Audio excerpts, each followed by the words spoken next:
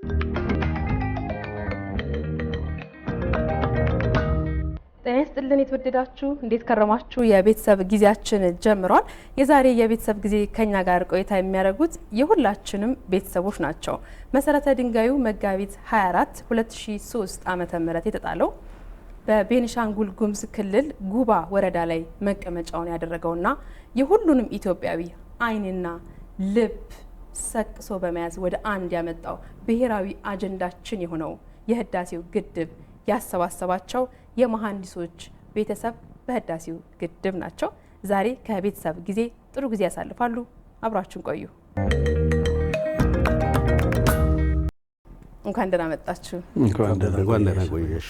እንግዲህ ታላቁ የኢትዮጵያ ህዳሴ ግድብ የሁላችንም ጉዳይ መግቢያ ላይ እንዳልኩት በሀሳብ በቅን ልብ እንደ ሀገርም ጭምር ብሔራዊ ጉዳያችን ሆኖ ያሰባሰበን በሃይማኖት በፖለቲካ በብዙ ልዩነቶች መካከል ግን ደግሞ አንድ ሆኖ ያሰባሰበን ጉዳያችን ነውና ዛሬ ስለ ህዳሴው ግድብ እናወራለን። እናንተም እንግዶች ሆናችሁ ፈቅዳችሁ እዚህ ስለመጣችሁ በጣም ነው የማመሰግነው። በድጋሚ ከላይ ተቋም ነው የመጣችሁትና እስቲ ከጌች ልጀምርና ታስታውቀኛለህ ተቋምን በዛው። እሺ፣ ጌታሁን ታገሰ እባላለሁ።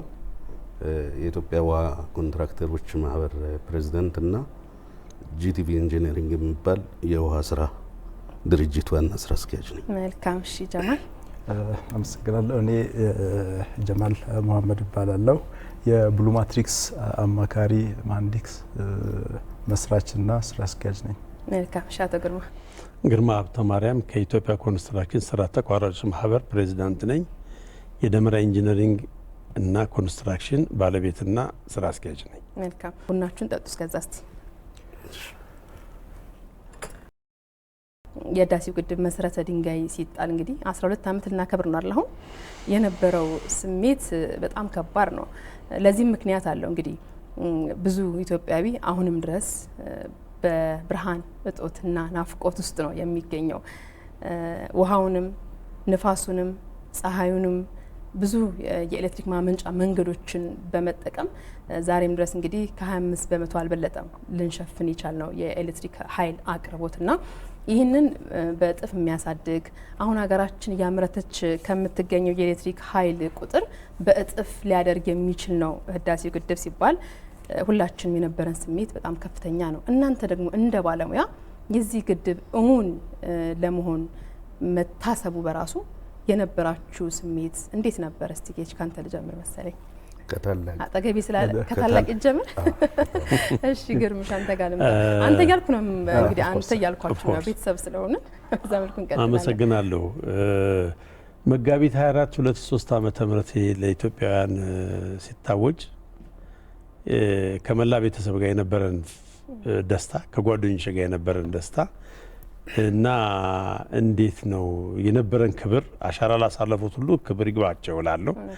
እጅግ በጣም ግሩም የሆነ የኢትዮጵያ ትንሳኤ ከባንዲራ ተለይቶ የማይታይ መላውን የኢትዮጵያን ሕዝብ ያነቃቃ ስለነበረ እጅግ በጣም ደስተኞች ነበር።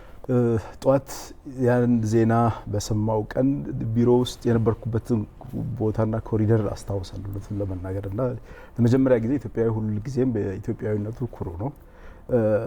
አርባ ምንጭ ዩኒቨርሲቲ ስንማር ጀምሮ አስተማሪያችን ስለ አባይ ወንዝ የተለያዩ ወርክሾፖች ፕሬዘንቴሽኖች ይደረጉ ነበርና ብዙ ቁጭት ነበረን ከዛ ስንወጣ ጀምሮና ያን ቀን እውነቱን ለመናገር አሁንም ፊል አደርገዋለሁ። ዛን ዕለት የነበረው ስሜት ባልደረቦቼ እንደጠቀሱት ነው። እኛ ብቻ ሳንሆን እጅግ በጣም የሚገርምሽ የኢትዮጵያ ሕዝብ በሙሉ በተመሳሳይ ሰዓት ፈገግ ያለበት ቀን ነው። ትክክል። በሙሉ ሕዝብን በሙሉ መግዛት የቻለ ፕሮጀክት ነው በራሱ እና ፉከራው ነበር። አባይ አባይ በልጅነት እድሜያችንም ጭምር ቀረርቶም አለ። አንድ ቀን ግን ተግባራዊ እንደሚሆን በተለይ ከትምህርት ቤት ከወጣን በኋላ ጀማል እንዳለው ተግባራዊ እንደሚሆን ውስጤ ያምን ነበር። ትምህርት ቤት እያለን እንግዲህ ዓለም ላይ ከሚገኙ በጣም ረዣዥም ወንዞች መካከል የአባይ ወንዝ አንዱ ነው ተብሎ ተምረናል። ወቀሳዎችም ነበሩ። አባይ ማደራ የለው ግንድ ይዞ ይዞራል ይባላል በዘፈኑም በእንጉርጉሮም እንደም ጉርጉሮ እንደ ቆዘማም ነገር ነበርና እነዛ ነገሮች ሁላ ደግሞ ሌላ መልክ ይዘው ከቆዘማ ከወቀሳ ወደ ሙገሳና ደግሞ ወደ ባለቤትነት ስሜት ሲመጣ የራሱ የሆነ የሚፈጥረው የተለየ ስሜት አለው። ይህ ደግሞ ቦታው ድረስ ሄዳችሁ ደግሞ ስታዩት አንደኛ ግዝፈቱ በጣም ትልቅ ፕሮጀክት ነው ቦታው ላይ እየተከናወነ የሚገኘው። ከዛ ከወቀሳው ከቆዘማው በምናብ ብቻ ከምናስበው ከነበረው ቦታው ላይ እየተሰራ እየተገነባ በእርግጥ ህዳሴ ግድብ እውን ሊሆን እየሆነ ደግሞ ሲሆን ጉባ ላይ መገኘት ምን የተለየ ስሜት ይፈጥራል? እስቲ እጅግ በጣም ውብ ነበረ። ከሁሉ በላይ ያኮራን ነገር ቢኖር ምንም እንኳን በሳሊኒ ኮንትራክተር እጅ ቢሆንም የኢትዮጵያውያኖች አሻራ ከቀን ሰራተኛ ጀምሮ እስከ ፕሮጀክት ማናጀር ድረስ ያንን ሁሉ ኮኦርዲኔት አድርገው የሚሰሩ ሰው ኢትዮጵያውያኖች በመሆናቸው የኢትዮጵያውያኖች የዩኒቨርሲቲ ውጤት የሆኑት ከአርባ ምንጭ ከተለያዩ ዩኒቨርሲቲዎች የተመረቁ ባለሙያዎች ተሰልፈውበት ያንን በረሃ ተቋቁመው አንድነት በፍቅር የሚያደርጉትን ርብርብ ስናይ ልብ በደስታ ይሞላል። ከሁሉ በላይ ደግሞ ያ ግድብ አድጎ ያን ያህል ቦታ ሸፍኖ የነበረው ራዕይ እውን ሆኖ ሲታይ እዛ ቦታ ላይ ሊገነባ የሚችለው እየተጠበቀ ያለው የሚገነባው ብዙ ከተሞች ይገነባሉ፣ ብዙ ኢንዱስትሪዎች ይገነባሉ። ብዙውን የኢትዮጵያን ዩኒቨርሲቲዎች ውጤት የሆኑ መሐንዲሶችን ያፈራበት ኢነርጂ የሰጠበት ኤክስፔሪየንስ ያገኙበት ቤተሰብ የመሰረቱበት አይናቸው እያየ እያደገ በዓለም ደረጃ ላይ አንቱ የሚባል ደረጃ ላይ ሲደርስ የታየበትን ሁኔታ ስናስበው እጅግ በጣም የሚያስደስት ነበረ። ከዚያ አልፎ ተርፎ አሁን ይሄ ሀይቅ አፍሪካ ሊመግብ የሚችል የአሳ ምርት የሚመረትበት ቦታ ነው። አሁን በኢትዮጵያ ውስጥ ያለው የተመረቀው ምሁር በተለያየ ፕሮፌሽን ላይ በተለይ በምህንድስናው ላይ ትልቅ ከተሞች ሲገነቡ፣ ትልቅ ኢንዱስትሪዎች ሲገነቡ አገር ውስጥ ያለው መሐንዲስ አይበቃም። ከውጭ መሐንዲሶች የምናመጣበት ጊዜ ሊኖር እንደሚችል ስንገምት የነበረበት ሁኔታ እውን እየሆነ እየመጣልን ነው። በተለይ ከእውቀትና ከቴክኖሎጂ ሽግግሩ ጋር ስንመለከት እንግዲህ ሳሊኒ ነው ይህንን ፕሮጀክት እያካሄደ የሚገኘው። እውቀት መውሰድ አለ ከነዚህ የጣሊያን ተቋም ነው አይደለም፣ ከነሱ የምንቀስማቸው የቴክኖሎጂ ሽግግሮች አሉ። እኛም ደግሞ ልክ እንደ ባለሙያ ቦታው ድረስ ሄደን የግድቡ ሂደት በምን መልኩ እንደሆነ የምንመለከታቸው ነገሮች አሉ። ቦታው ድረስ ስንሄድ ለመጎብኘት ለማየት ብቻም ሳይሆን ደግሞ ሙያዊ የሆነ ምልከታዎችን ለማድረግ አስተያየት ለመስጠት እውቀትም ለመውሰድ ነውና ቦታው ላይ መገኘት ከዚህ ከእውቀት ሽግግር ከቴክኖሎጂ ጋር ተያይዞ ምን አይነት ስሜት አለው ጀማል? ዋና ግድቡ በላይ የሳድል ዳም የሚባለው ወደ 5 ኪሎ ሜትር ነው። ከፍታው ወደ 50 ሜትር ነው እና እሱ ራሱ ሌሎች ቦታዎች ላይ ግድቦቹ ራሳቸው 50 ሜትር እና እስከ 70 ሜትር ናቸው። ሳይዙ ትልቅ ተጽዕኖ ትልቅ ኢምፕሬሽን ፈጥሮብኛል። የግድብ ግንባታ ሂደት አድጎ አሁን የደረሰበት ደረጃ እስኪደርስ ይሄኛውን የህዳሴን ግድብ ለመገንባት የተጠቀሙበት ዋናውን ግድብ የሮለር ኮምፓክትድ ኮንክሪት የሚባለው ሂደት ለመጀመሪያ ጊዜ የተገበረበት እኛም በአካል ያየ ነው እና እሱ ሲሚንቶ ኦር ኮንክሪቱ በፍጥነት እንዲደርቅና ደረጃውንም ኳሊቲውን ለመጨመር የተጠቀሙበት ነውና ያኛው ለኛ ሀገርም አዲስ ግድብ እኛ ብቻ ሳይሆን ግንባታውን እየሰራ ያለው ተቋራጭ ስለዛ የግንባታ ሂደት ኩራት የሚናገርበት ነውና ያንን ሄዶዛ ማየት ለኛ እዛ ላይ የተሳተፉት ያው እንደምታዩ ህዳሴ ግድብ በተለያዩ ጊዜያቶች ሲሞላም ግንባታው ላይ የምታያቸው ኮንክሪቱን የሚሰሩት በዋነኛነት ኢትዮጵያውያን ናቸውና እውቀት በዚህ ዘመን ይገዛል። ስለዚህ ላይክ እኛ እዚያ ያለንን እውቀት ገዝተን ያንን እውቀት ለሀገር በቀል ትውልድ ማስተላለፍ ከሳሊኒ ቢሰራውም ሊደርሺፑ ላይ ነው ያሉት ፕሮጀክት ማኔጅመንትና አስተዳደሩ ላይ ነው በአብዛኛው ያሉትና ግን ኢምፕሊሜንቴሽኑ ግራውንድ ላይ መሬት ላይ ስራውን እየሰሩ ያሉት በየደረጃው ያሉ ኢትዮጵያውያን ናቸው እና እሱን ማየትም ነገን ተስፋ እንድታረጊ እና የኛ ባለሙያዎች ይሄን ሊሰሩ እንደሚችሉ ያየውበት ነው። 4-5 ጊዜ ሄጃለሁ እኔ ትንሽ በመሄድ ብዛት ሳልበልጥ አልቀርም። በዚህ እንኳን ከመሰረት ላይ ካለበት ጀምሮ አሁን ሀይት ጭቅጭቁ ያለበት 145 ሜትር አትገንቡ አትለፉ ቀንሱ። ስለዚህ ያን ሂደት ሁሉ አይ ነበር። መሀንዲሶች በርካታ ተሰባስበን በምንሄድበት ጊዜ አንድ ቀን ሙሉ ሌክቸር በተግባር እዛው እንደገና ምግብ እዛው እነሱ እንትን ውስጥ እየበላን ሜንስ ቤት ሙሉ ቀን ሌክቸር አድርጎልናልና ያለውን ሂደት ጠይቀናል። እንደ ቢሆን በሚል ወደፊት የኛ መሀንዲሶች የቱ ጋር ይሳተፋሉ እንደዚህ ቦታ ይሳተፋሉ የሚለውን ውይይት ቴዎሬቲካሊም ፕራክቲካሊም ከዚህም አልፎ ቀድሞ ዋና ኢነርጂ ሚኒስትር የነበሩት ዶክተር ኢንጂነር ስለሺም ብዙ ጊዜ ሌክቸር ሰጥተውናል። የመሀንዲሶች ማህበር አባላትን ሰብስቦ 1-2-3 ጊዜ ለዚህ ነገሩን ይዘነዋል። እኛ ከያዝ ነው መሀንዲሶቹ ከያዝ ነው ታች ደግሞ ግንበኛውና ቴክኒሽያኑ ፕራክቲካሊ ከያዘው ቀጣዩን ግድብ እንጂ እንግዲህ ሳሊኒ ሳይሆን ጂቲቪ ኢንጂነሪንግ ወይም ግርማን ወይም ጀማልን ዲዛይን ሲያደርግ መጠበቅ ነው። አንዱ ጥቅም ይሄ ይመስለኛል አይደል? ይሄ ነው። በተለያየ አጋጣሚ በውጪ በትልልቅ ፕሮጀክቶች ልምድ ያላቸውን ተቋማት እዚህ ወደ ሀገር ውስጥ አምጥቶ ማሰራት የእውቀት ሽግግር የስራ መንገዳቸውንም ጭምር ማየት አንድ የነሱን ባህል እንደ ስርዓት የምንወስዳቸው ነገሮች አሉ። በትክክልም ደግሞ የቴክኖሎጂ ሽግግሩን የእውቀቱን የምናይበት ነው። የባቡር መጀመሪያ ሲጀምር እናስታውሳለን አይደል? ኢትዮጵያውያን አልነበሩም በቦታው። ከዛ ግን በፍጥነት ወደዛው ተቀየረና አንዱ ጠቀሜታ ይሄ ነው። እንግዲህ በህዳሴው ግድብም ልናገኝ ከምንችላቸው ጥቅሞች መካከል ምናልባት አንደኛው ከግድቡ አሰራር ጋር በተያያዘ እንደ ባለሙያ በቀጣይ የኛ የምንላቸው ደግሞ ሌሎችም ቀጣይ ትልልቅ ፕሮጀክቶችም ስለሚኖሩ እዛ ላይ ማየት የምንችልባቸው አጋጣሚዎች ይኖራሉ ነው። ዋናው ሁሉንም ኢትዮጵያዊ ከመሰረተ ድንጋዩ መጣል አንስቶ እንግዲህ እስካሁን ድረስ ልቡ ህዳሴው ግድብ ጋር ነው። መጨረሻውን የማየት የመጓጓት እንግዲህ ደግሞ የመቅመስ በደንብ ማየት ይፈለጋልና ይህንን ደግሞ ከሚጓጓበት ምክንያት አንዱ የቦንድ ሽያጩ ላይ እንደው ያ ጊዜ ይመጣል ወይ ደግሞ ኢትዮጵያውያንን እንደዚህ አንድ የሚያደርግ ደግሞ ሌላ የተለየ ምን አይነት ፕሮጀክት ይመጣ ይሆን ብዬ እኔ በግሌ እንዳስብ ያደርገኛል። አንዲት ምስኪን መቀነቷን ፈታ ለህዳሴው ግድብ ያበረከተችበት ነው።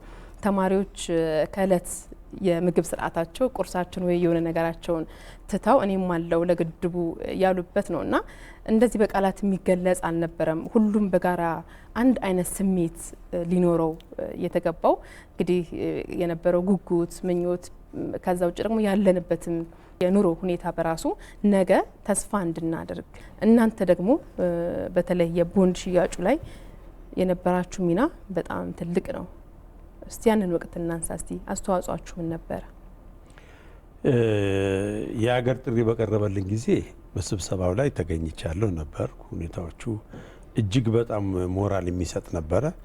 አይደለም ይህን ያህል አንድ አመት የሚቆይ አይመስልም ነበር ግንባታው። የነበረው የህዝቡ ፍላጎት የኢትዮጵያን ከዳር እስከ ዳር የመነሳቱና የነበረውን ቅድም እንደዘረዘርሽው ከልጅነት እስከ እውቀት ድረስ ስለ አባይ ሲወራልን የነበረው ነገር ገቢራዊ ሆኖ በኢትዮጵያውያኖች በራሳቸው በአብዛኛው አሻራ ተሰርቶ ተገንብቶ ለማየት ሁሉም ያለውን ነበር ያደረገው እና ማህበራችንም የማህበር አባላቶችም 300 ሚሊዮን በላይ ቃል ገብተው ብዙውን ከቨር አድርገዋል። የዛን ጊዜ ደረጃ አንድ የሚባሉ ኮንትራክተሮች ነበሩ። እነሱም 600 ሚሊዮን ብር ቃል ገብተው ብዙውን አንተን ብለዋል።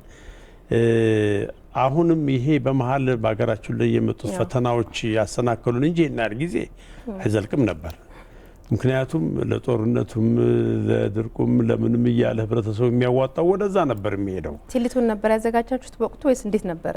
በጥሪም ጭምር በፈቃደኝነት የማህበሩ እያሰባሰበ እንደዚህ ግለሰቦችን እየጠራን ፈቃዴ ስብሰባም ጠርተን ነበር። በማህበራችን ጥሪ ተደርጎ በጊዜው የነበሩት ሊቃነ መናብርቶች እንደዚህ አድርገው ነው የተዋጣው። ምን የዛን ጊዜ ማን ከማን እንትን ይላል እንዳው ፉክክር ነበር የተያዘው። በጊዜው የነበረው እንትን ነበር 1 ሚሊዮን ቃል የገባው አይታይታለው ሁለት ታርግ ያለው ጓደኞች የገሌ ነው እገሌ ይሄን ያለ እኔ እንደዚህ እየተባለ ነበርና ያሁንም ሁኔታ አሁንም ትንሽ በተረጋጋንበት ወደ ኢኮኖሚው መንግስት ፊቱን ባዞረበት ሰዓት ይሄ ነገር የበለጠ እንደገና በአዲስ መልኩ ተደራጅቶ ይሄዳል የሚል የምክር ቤቱም አባል ነው የኛ ማህበር እና በቅርበት ይሰራል። አንዳንድ ኢንፎርሜሽኖችን እናደርጋለን። ትንሽ አሁን ያለንበት ስቴቢሊቲ ትንሽ እንትን ፈታኝ ሆነና ነው እንጂ ከዛ በበለጠ ሁኔታ አሁንም በአባይ ጉዳይ ላይ ኢትዮጵያ ጸንሳ የወለደችው ልጇን የመንከባከብ የኢትዮጵያ ሕዝብ በሁለት እግሩ እስኪቆም ልጁ በደንብ መሄድ እስከሚጀምር እንግዲህ በቤታችን ውስጥ እንደው አንድ ጊዜ እንደተባለው ለልደት ነው ሻማ እንደተባለው እስከሚባል ድረስ ማስታወቂያዎቹ እንደዛ ነበሩ አይደል? በቅርብ ጊዜ የምናየው ይሆናልና የዚህ መዋጮን ጉዳይ የመረዳዳቱ ጉዳይ አሁንም በማንኛውም ኢትዮጵያ በተለይ በኮንትራክተሩ ጊዜ እንትን ላይ ምን ጊዜም ያለ ለምን ይህ ኮንትራክተር እኮ አሁን እዛ በከተማ ቅድም እንዳልኩት በከተማ ግንባታው በማንኛውም ላይ ኢንዱስትሪ ይገነባል፣ ለራሱ ኢንቨስት ያደርጋል፣ ለትውልድ ለቤተሰቦቹ የሚያስተላልፈውን እንትን ያደርጋል። የኛ ጄኔሬሽን ደግሞ ሲሄድ የሚቀጥለው ጄኔሬሽን ትምህርት አግኝቶበት የሚሄድ ነው። የሬኔሳንስ ዳም ትልቁ ዩኒቨርሲቲ ከቲዮሪ ከትንሹ ዩኒቨርሲቲ ወጥተን ነው ትልቁ ዩኒቨርሲቲ ፕራክቲካል ዩኒቨርሲቲ ውስጥ ያለ ነው። አሁንም ያ ከማንኛቸውም ዩኒቨርሲቲ በላይ ፕራክቲካል የሆነ እውቀት የሚቀሰምበት የኮንስትራክሽን እንትን ስለሆነ ዳም ስለሆነ እኔ ቅድም ባነሳሽው ላይ ከውጭ ቴክኖሎጂ ይመጣል የሚለውን ነገር ብቻ ሳይሆን ከዩኒቨርሲቲ የሚወጡ እየተሰራ እንደሆነ ብዙ እውቀቱ የለኝም። ከዩኒቨርሲቲ የሚወጡት ፍረሽ መሐንዲሶች እዛ ማስገባት ሁለተኛው ትልቁ ዩኒቨርሲቲ ውስጥ በሁለተኛ ዲግሪ እንደማስቆጠር ይቆጠራል። በቲዮሪ ነበረው በቃል ብቻ የያዙትን ነገር በአካል እንዲያገኙም ያደርጋቸዋል። እዛ ስለሚሰማሩ እንደዛ በገፍ እየወሰዱ ማንኛውም ሄዶ ይህንን ነገር ለመሳተፍ ፈቃደኛ እንደሚሆን ስለማውቅ ይህንን ግብዣ የምክር ቤቱ የአባይ የሬኔሳንስ እንትን ግድብ ኮሚቴው እንደዚህ ያለ ነገር ቢያደርግ በሚቀጥለው ለምንሰራቸው ግድቦች ላይ ዌል ኤክስፔሪየንስ ሊሆኑ ልምድ ያላቸውን ሰዎች በብዛት እናገኛለን ማለት ነው። የቦንድ ግዢ እኔ መጀመሪያ የተሳተፍኩት ከደሞዜ ኮንትሪቢዩት ማድረግ ነው። ያኔ ቅድም እንዳልኩሽ የሌላ የግል አማካሪ ኤምኤስ ኮንሰልተንሲ የሚባል አማካሪ ድርጅት ውስጥ ነበርኩና ያኔ ከደሞዛችን እየተቆረጠ ኮንትሪቢዩት መዋጮ ስናደርግ ነበረ። ከዛ በኋላ ደግሞ ወጥቼ የኛውን ብሉ ማትሪክስ አማካሪ ድርጅትን ከመሰረትኩ በኋላ ምናልባት አቶ ጌታውን አጠቃላይ የውሃ ኮንሰልታንቶችና ኮንትራክተሮች ኮንትሪቢዩት ካደረጉት ጋር ደምሮ አባስቶ ይነግረናል ቁጥሩ። ስለዚህ እኔ በግልም ከደሞዜም ወጥቻለሁ። ከዛ ድርጅትም ካልኩ በኋላ እንደ ድርጅትም ኮንትሪቢዩት አድርገናልና ስቲል በተለይ ከመዋጮ ጋር በተያያዘ አሁን ያለንበት ሀገራዊ ሁኔታ እንዳለ ቢሆንም ሌላ የሚያበረታታው ነገር ግድቡ የደረሰበት ደረጃ። ምክንያቱም ብዙ ጊዜ ግብጾችም ውጭ በእውነቱ በዚህ መድረክ ስለ ግብጾች ብዙ ትኩረት መስጠት አያስፈልግም።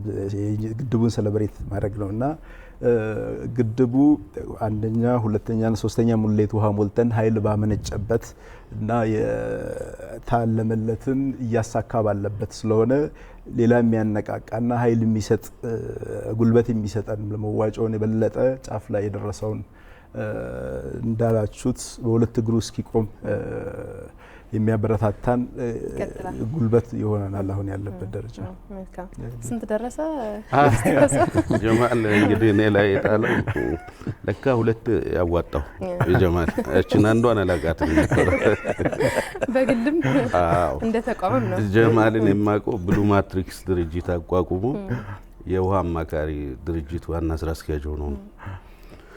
በዛን ወቅት ይገርምሻል እኔ የውሃና ኢነርጂ ሚኒስቴር የቦንድ ኮሚቴ ሰብሳቢ ነበርኩ እና አማካሪዎችም የፓይፕ አቅራቢዎች፣ የውሃ ተቋራጮች እንደዚህ በሙሉ በውሃ ነክ ስራ ላይ የተሰማሩት በሙሉ አንድ ላይ ሆነን ቦታውን ሁሉ አስታውሳለሁ። ሂልተን ሆቴል ነበር። ይገርምሻል ያኔ እናንተም ላይቭ ነበር የምታስተላልፉት። ላይቭ ስተላለፍ ወይም ላይቭ መተላለፉን ከኔ ጀምሮ ስናውቅ ቅድም እንዳልሽው ነው ሞራሉ መጣ። አንድ ሚሊዮን ያሰበው 5 ይላል፣ 10 ሚሊዮን ያሰበው 20 ይላል። ላይቭ እኮ ነው ይባባላል ሰው ሁሉ ገብቶሻል። ሚዲያ የሰራው ስራ ቀላል የሚባል አይደለም። ስፔሻሊ መገናኛ ብዙሃን ሁሉም ነበሩ፣ ሁሉም ያስተላልፉ ነበርና ቀላል የሚባል አይደለምና በአንድ ምሽት ትዝ ይለኛል 120 ሚሊዮን ብር እንደዋጣው። እኛ ዘርፍ ላይ ያሉት አሁን እነ ግርምሽ ህንጻና መንገድ ዘርፍ ላይ በብዛት አሉ፣ በጣም አንቱ የተባሉ በሀብትም ከፍ ያሉ። የውሃው ዘርፍ ትርፏም ትንሽ ነች። ለነገሩ አሁን አጀንዳው አይደለም፣ ግን ሰውም ትንሽ ነው። እነ ግርምሽ ዳጎስ ያለ ነው ሊሆን ይችላል እነ ፈራጅ እንዳልሆነ እና በብዛት ጫካ ውስጥ ነው እኛ የምንሰራው፣ መንደር ውስጥ የቀበሌ መንደር ውሃ ምናምን እንደዚህ የምንሰሩ ትንንሽ ናቸው ተቋራጮችም ስራዎቻችን። 120 በጣም ልዩ ነበር ለኛ። ስለዚህ ከዚህ ከ120 ሚሊዮን ብር ውስጥ አንዱ የጀማል ድርጅትም ነው፣ የኔም ድርጅት አለበት ጂቲቪ ኢንጂነሪንግ እና መዋጮ ብቻ ሳይሆን ሴሌብሬት አድርገን ነበር። አንድ ጊዜ ቃል ከተገባ በኋላ አንድ 2 አመት 3 አመት ቆይተን እና ባይዘዌ የሚከራከረኝ ከመጣ ጥሩ ነው፣ ማስረጃው በእጄ ያለ 75 ከመቶ በማሰባሰብ የኛ ዘርፍ ይመራ ነበር።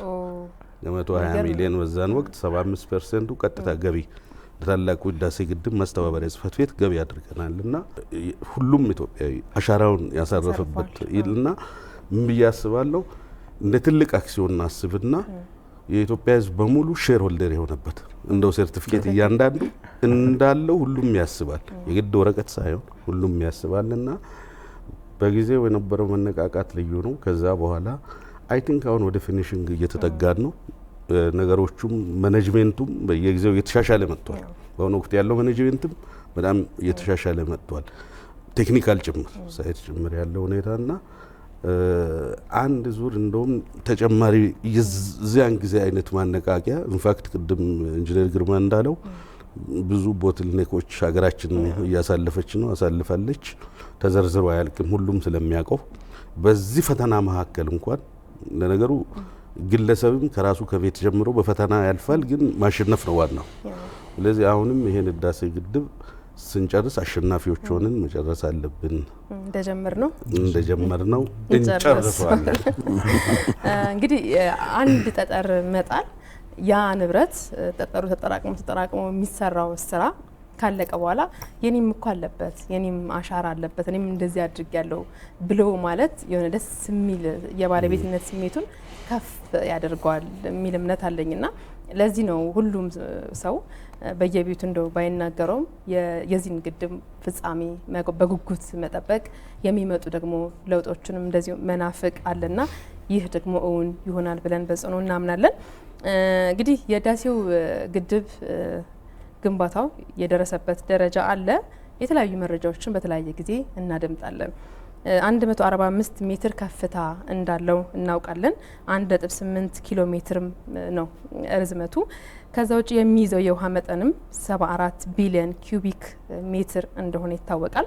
1680 ኪዩቢክ ኪሎ ሜትር ቦታ እንደዚህ ደግሞ ስፋት አለው። እነዚህ እንግዲህ በቁጥር ደረጃ ማንኛውም ሰው ሲሰማው ስናዳምጠውና የምናውቀው ነገር ነው። ስለ ህዳሴው ግድብ ስናነሳ ርዝመቱ ምን ያህል ነው፣ ቁመቱ፣ ስፋቱ የሚሉትን ቁጥራዊ ነው መረጃዎች እናውቃለን። ይህንን ግን በንጽጽር ብናስቀምጠው በቀላሉ የሚገባ ነገር ይመስለኛል እና ዓለም ላይ ካሉ ወደ አፍሪካ ማምጥተ ነው ትልልቅ ግድቦች አኳያ ስንመለከት የኛ የትኛውን ቦታ ይይዛል? እንደው አይ ቲንክ እንግዲህ ወደ እኔ ዘርፍ ቀጥታ እየመጣሽ ነው እና ያስቀመጥሽው ቁጥር የህዳሴ ግድብ ትክክል ነው እና የኮርቻ ግድቡም አለ አሁን 1800 ወይም 1780 ያው ነው ርዝመት ያለው ሀይቱም አለ። መጀመሪያ የህዳሴ ግድብ ስታሰብ 5000 ሜጋዋት ያመነጫል ተብሎ በኋላ ትንሽ ከፍ ሁሉ ነገር ማደጉ አይቀርምና 6450 ሜጋዋት 100% ሲጠናቀቅ ግድብ የሚያመነጨው 6450 ነው። ከዓለም ካልሽው በዓለም ላይ በጣም ትልቁ ግድብ ያለው ቻይና ውስጥ ነው። ውባይ ግዛት ውስጥ ያለው ስሪ ጆርጅስ ይባላል። የስሪ ጆርጅስ ግድብ የሚያመነጨው ይገርምሻል 22500 ሜጋዋት ነው። በዓለም ትልቁ አንዱ እሱ ነው። ሁለተኛው ፓራና ወንዝ ላይ የተገነባ ፓራጓይ ላይ ያለ ነው 14000 ሜጋዋት ነው። ሶስተኛው እዛው ቻይና ነው አሁንም ያለው ጂንሻ ይባላል። ጂንሻ ወንዝ ላይ የተገነባ ነው ቻይና ውስጥ እሱ 13800 ሜጋዋት ያመነጫል። አራተኛው ካሮና ሚል ቬንዙዌላ ውስጥ ነው። እሱም 10000 እንደዚህ ሳምቲንግ ያመነጭና አምስተኛው ካዛንቶስ የሚባል አለ። ቶዛ ካዛንቶስ ብራዚል ውስጥ ነው በዚህ ወንዙ እና እሱ 8376ኛውን አላስታውስም። ሰባተኛ ህዳሴ ግድብ ነው። ስለዚህ በጣም ደስ ይላል 6450 ሜጋዋት በማምረት የታላቁ ህዳሴ ግድብ ሰባተኛ ላይ ይቀመጣል። ወደ ርዝመቱና ወደ ሌላው ሳንሄድ አትሊስት ከዓለም ሰባተኛ 100% ተጠናቆ ባለቤት መሆን መቻል ማለት ራሱ ትልቅ ክብር ነው እና በአፍሪካ እንድዋጠራ አድርጌ አሁን በአፍሪካ መሪ ነን። የታላቁ ህዳሴ ግድብ 6450 ሜጋዋት በማመንጨት ሲጠናቀቅ ቀዳሚ ያደርጋልና ሁለተኛው ማቢ ማን የሚባል ወንዝ አለ ሌሴቶ ውስጥ እሱ ሁለተኛ ነው። ሶስተኛ አስዋን ግብጽ ላይ ያለው አስዋን ግድብ 2100 ሜጋዋት ነው። እንግዲህ ከህዳሴ ጋር ልዩነቱን ሜጋዋቱን ነው። የመስኖ አጠቃቀሙ ምናምኑ ላይ ያለው ይቆይ ለጊዜው እሱ ጋር እኛም አንድ ቀን እንመጣለን። እና አራተኛው ሞዛምቢክ ውስጥ ነው ሆራሶባ የሚባል ግድብ አለ እና ሞዛምቢክ ውስጥ እሱ 2075 ነው። ከአስዋን ትንሽ ነው ዝቅ የሚለው 25 ሜጋዋት 2075 ሜጋዋት ያመነጫል። አሁን እንግዲህ ይገርምሻል ሌላ ደስ የሚል ልነግርሽ ነው። አምስተኛው እኛው ነን። ግልገል ጊቤ 3 ኦሞ ወንዝ ላይ የሰራ ነው 1870 ሜጋዋት ነው። ስለዚህ ከአፍሪካ ከ1 እስከ 5 ውስጥ ልክ እንደ አትሌቶች ልንሆን አረንጓዴው ጎርፍ ልንሆን ትንሽ ነው የሚቀረንና ስትሬንግዝ አካባቢ ላይ ብታዩ እንግዲህ አንዳንድ ጊዜ ምንድነው ጥንካሬው ቅድም ጀማል ያስቀምጦታል። የኛ ግድቦች ዝም ብለሽ ከጎረቤት ጋር እንኳን ትንሽ ኮምፔር አድርጌ ላስቀምጥልሽ ከጎረቤት ካሉት ጋርና የታላቁ ህዳሴ ግድብ ሮለር ኮምፓክት ጥንካሬውን ተይው እንግዲህ ገብቶሻል። ዊንጉ በሙሉ ኮንክሪት ነው። ሱዳን ውስጥ ያለ አንድ ግድብ አለ ሜራዊ ግድብ የሚልና ከሱዳን በሰሜን አቅጣጫ ወደ 350 ኪሎ ሜትር ላይ ነው የተገነባውና ዲስማች ስትሮንግ አይደለም ያፈር ግድብ ጭምር ነው። አስዋንን ራሱ ብትይዥ አስዋን ቶታሊ ኢምባንክመንት ነው። ቶታሊ አስዋን ግድብ ያፈር ግድብ ነው። እንግዲህ ጥንካሬ ላይም ችግር እንግዲህ አይመጣም ልልሽ ነው። አስተማማኝ ግድብ ነው እየተሰራ ያለውና ሌላ እዚች ጎረቤት ኢትዮጵያ ቦርደር ላይ ሁሉ የሱዳን አንድ አለች ሮዛይሬስ የሚሏት አንድ በፈር ሳይድ ላይ ነው 1 ኪሎ ሜትር ብቻ ነው ኮንክሪት ዊንጉ ላይ 4 ኪሎ ሜትር በዚህኛው ሳይድ 8.5 ኪሎ ሜትር በሙሉ አፈር ነው። ኢንፋክት ሜጋዋቷም ትንሽ ነች። ሮዛይሬስ 280 ሜጋዋት ያቺኛዋ ግን ከሱዳን 350 ኪሎ ሜትር ያለችው የሱዳን 1280 ሜጋዋት ማመንጨት የሚችል ግድብ ነው። አሁን ግን እነኚህን ሁለቱ ግድቦች ለነገርሽ የፈለኩት የህዳሴ ግድብ ጥንካሬ ያክል ግብጽም ያለው እዚህ ሱዳን ጎረቤት ያለውም በአፍሪካ አካባቢ ወይም በጎረቤት ሀገራት በጥንካሬ ደረጃ የኛ በብዙ እጥፍ እጅግ በጣም የሚበልጥ ሪንፎርስድ የሆነ በሮለር ኮምፓክትድ ኮንክሪት የተሰራ ጠንካራ ነው። ብዙ አያሰጋም ለማለት ነው ዝርዝር ውስጥ ሳልገባ። ስለዚህ እንግዲህ ከዓለም በሰባተኛ ደረጃ መገኘት ከአፍሪካ ቀዳሚ መሆን ቀዳሚም ብቻ ደግሞ ሳይሆን በጥራትም ደረጃ ደግሞ በባለሙያዎች በዚህ መልኩ የተመሰከረለት ሆኖ ሲገኝ የነበረው ኩራት በደንብ ደግሞ ዳበር ብሎ ቀብረር የሚያሰኝ ነው የሚሆነው። በተለይ ደግሞ ኃይሉም ወደ ሁሉም ነገር ተመንዝሮ ደግሞ ስንመለከተው ይህንን ጉዳይ ይህንን ደስታ እጥፍ ድርብ የሚያደርገው ነገር ነው። እንግዲህ ከጎረቤት ሀገራት የነበረው ጫና ይታወቃል። በተለይ ከአስሩ ተፋሰስ ሀገራት መካከል የግብጽና የሱዳን ጫና እንደዚሁ ዝም ብሎ የሚታለፍ አይደለም። በእርግጠኝነት ሁላችንም ውስጥ የሆነ ያሳረፈው ነገር አለ፣ ጠባሳ አለ ብዬ አስባለሁኝ። ፈተናው ቀላል የሚባል አልነበረም።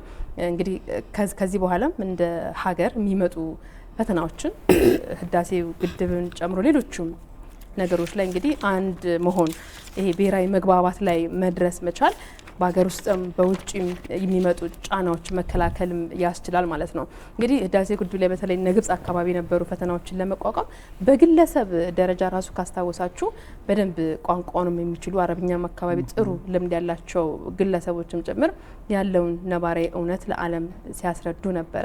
በርካታ ጊዜ ድርድሮች ሲከናወኑ ነበረ።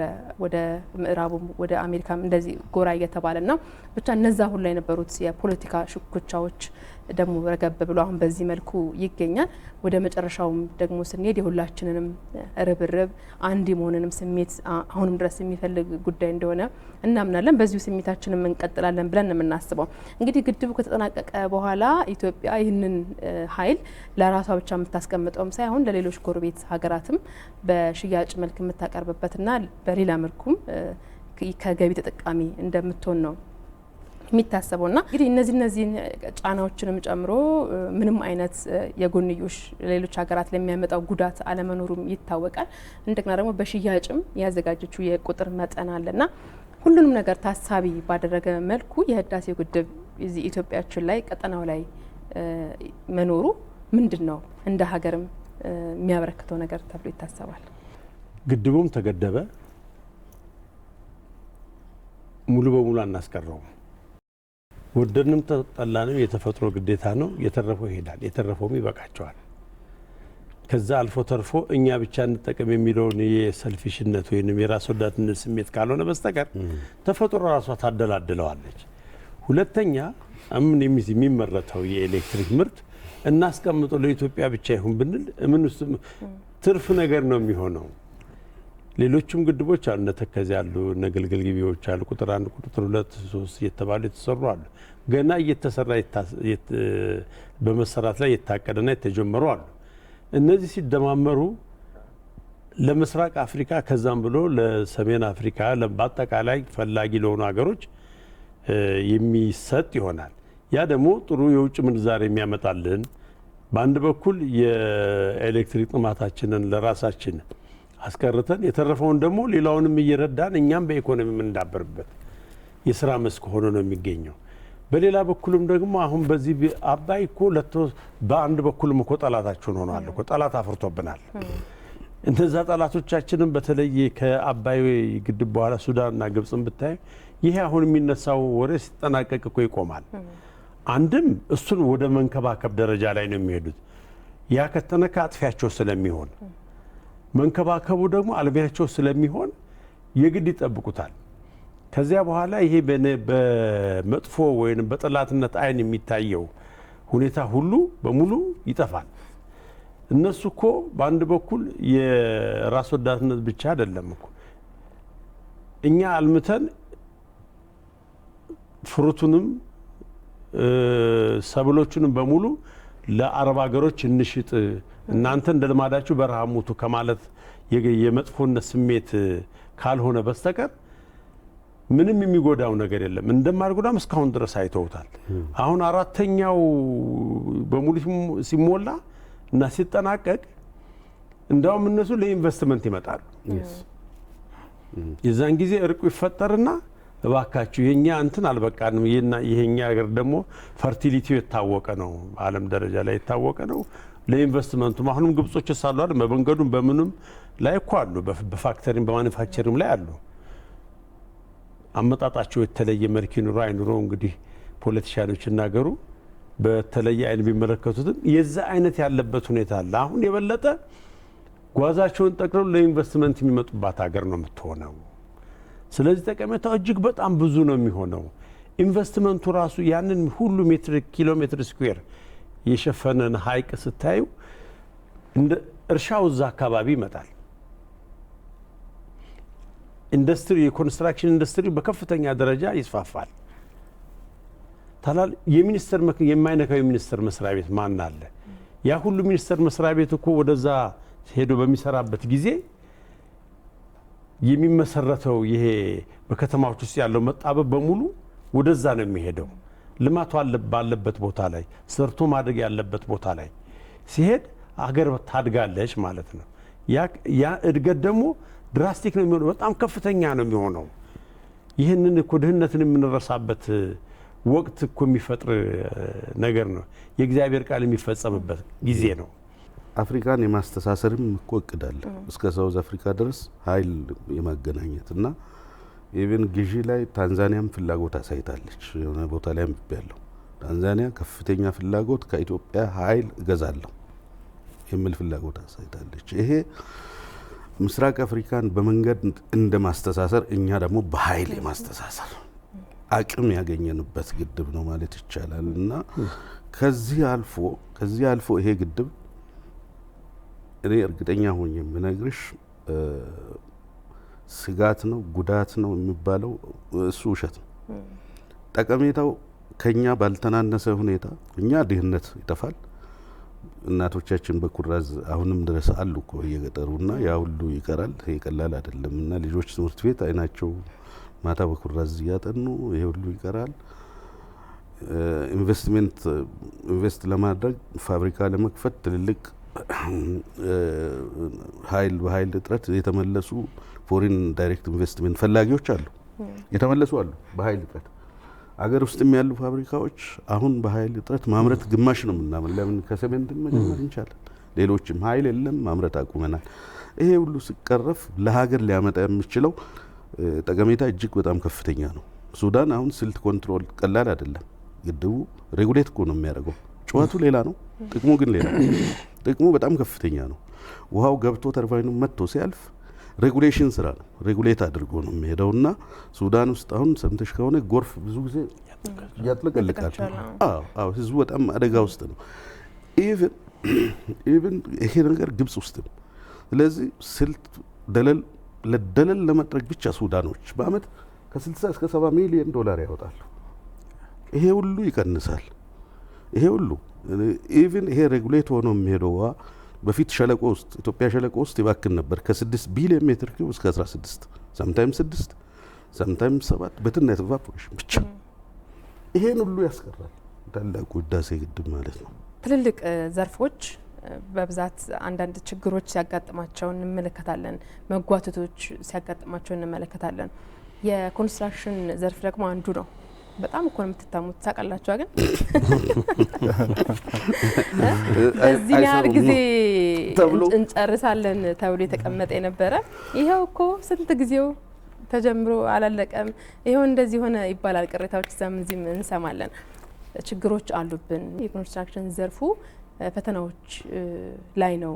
በተለያየ ጊዜ ፈተናዎች ይገጥሙታል ብላችሁ ነው የምታምኑትና እስቲ ችግሮቹ ምንድን ናቸው ዘርፉ ላይ ያሉት? እንደ አማካሪ በዋነኛነት አብዛኛው ከነሱም ከአቶ ጌታሁን ጋር የሚነሱት በተለያየ መድረክ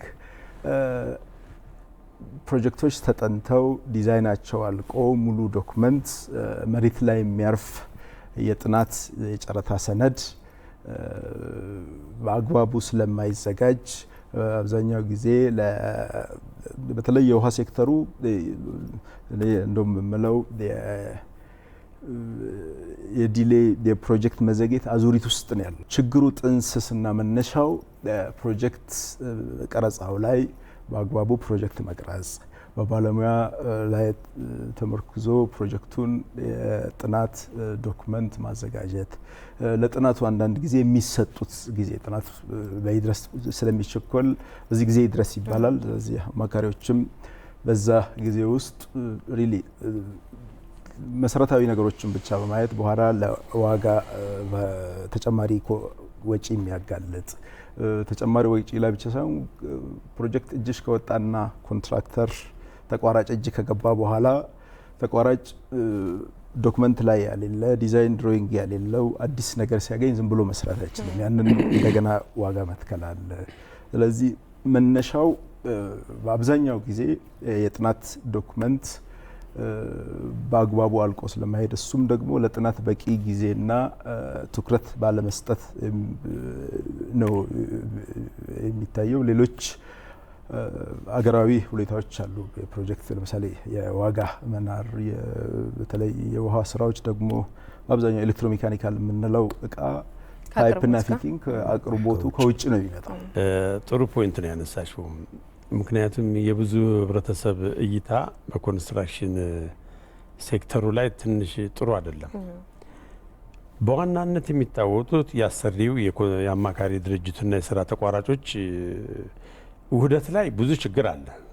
አገሪቱ በሲስተም የኮንስትራክሽን ኢንዱስትሪ በሲስተም የማይመራ ስለሆነ ብዙ ክፍተቶች አሉ። እነዛን ክፍተቶች ለመምራት ክላያንቱም ኮንሰልታንቱም ኮንትራክተር ላይ ነው የሚጭነው። የተጀመሩ ፕሮጀክቶች ለረጅም ጊዜ እንዲቆዩ ያደርጋል። ሀገራችን በየትኛውም አካባቢ ብዙ አይነት ፈተናዎች ያለባት አገር ናት። ያንን ኢኮኖሚ የሚወስደው ወደ ግንባታውና ወደ እርሻው ላይ አይደለም። በየጊዜው የሚፈጠረው በዘር በጎሳም በጦርነትም በበሽታም በምንም በረሃብም የሚመጡ ነገሮች እየተሻሙት ከዛ ሸልኮ የወጣው ነው ኮንስትራክሽን ኢንዱስትሪውን እየገነባ ያለው። በአብዛኛው ማነቆ ሊሆኑ የሚችሉ በየጊዜው የሚወጡ ህጎች ለረጅም ጊዜ ይቆያሉ። ማሻሻያ አይደረግላቸውም። ሁሉን መጥቀስ አሁን አይቻልም። አብኖርማል የሆነ አሁን የግንባታ ዕቃ ዋጋ መወደድ ኖርማል አይደለም። ሰው ሰራሽም አለ፣ በዩክሬን ራሽያ ጦርነትም አለ፣ በኮሮና ቫይረስ መነሻ የመጡ አሉ እና እነኝን አብኖርማል የሆኑትን ኖርማል ለማድረግ መንግስት በጣም በትኩረት መስራት አለበት። ስፔሻሊ ወደ ውሃ ቢመጣ ጥቂት ማካካሻ እኔ እንግዲህ ከቻልሽ ይሄን የሚመለከት ባለስልጣን ወደፊት ካገኘሽ ጠይቅልን። ለህንጻ ቤተሰብ መልእክት አስተላልፏል። ለህንጻና ለመንገድ የማካካሻ ክፍያ ተደርጓል። ለህንጻና የውሃን የቀረው ለውሃ ግን ምንም ማካካሻ ለውሃ አይደረግም።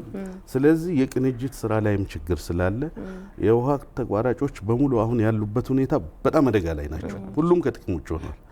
ልክ ለመንገድና ለህንጻ እንደሚከፈለው ለውሃው ዘርፍን ቢከፈል በርካታ የመንግስት ገንዘብ ይድናል እንጂ የህዝብ ሀብት ይድናል እንጂ ብክነትና ክሳራ ውስጥ አይገባም። ስለዚህ ማነቆ የሆነችባቸው ያረጀ ያፈጀ የግዢ ስርዓት ስላለ ያ የግዢ ስርዓት ይሄ መስተካከል አለበት። ታላቁ የኢትዮጵያ ህዳሴ ግድብን ስናነሳ በኮንስትራክሽን ዘርፍ ውስጥ ያለው ስርዓት መሻሻልና ትክክለኛ መንገድ ላይ መሆን በጎ የሆነ ተጽዕኖ ይኖረዋልም ከሚል እሳቤ ነው። እንግዲህ እናንተም ደግሞ የተሻሉ ስራዎችን ትልልቅ ስራዎችን ለመስራት እንደ ሀገር እዚህም እዛም የሚጀማመሩ ፕሮጀክቶችን በታለመላቸው ጊዜ ደግሞ ተጠናቀው እውን እንዲሆኑ ለማድረግም ጭምር እነዚህ አይነት ነገሮች እንደ ችግር ያሉ መቀረፍ አለባቸው። በዚያው አጋጣሚ መልእክትም ለመለዋወጥ ያህል ነው። እንግዲህ ታላቁ የኢትዮጵያ ህዳሴ ግድብ 12ኛ ዓመት የመሰረተ ድንጋይ የተጣለበትን ዓመት አሁን እያከበርን ነው የምንገኘው። እንግዲህ ጅማሩ 12 ዓመታትን አስቆጥሯል።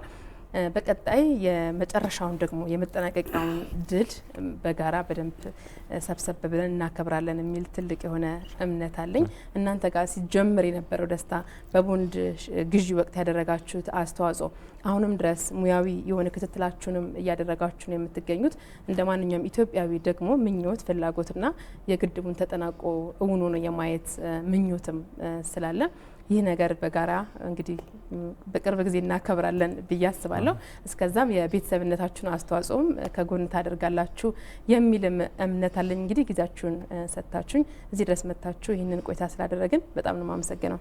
እኛም በጣም እናመሰግናለን። በጣም ብዙ ትምህርት እርስ በርስ ወስደናል። መልካም የተከበራችሁ ተመልካቾቻችን፣ እናንተም ጊዜያችሁን ሰጥታችሁ ከኛ ጋር ስለነበራችሁ በጣም እናመሰግናለን። ሳምንት በቤተሰብ ጊዜ ከሌላ ቤተሰብ ጋር እንገናኛለን። በያላችሁበት መልካም ጊዜ ይሆንላችሁ።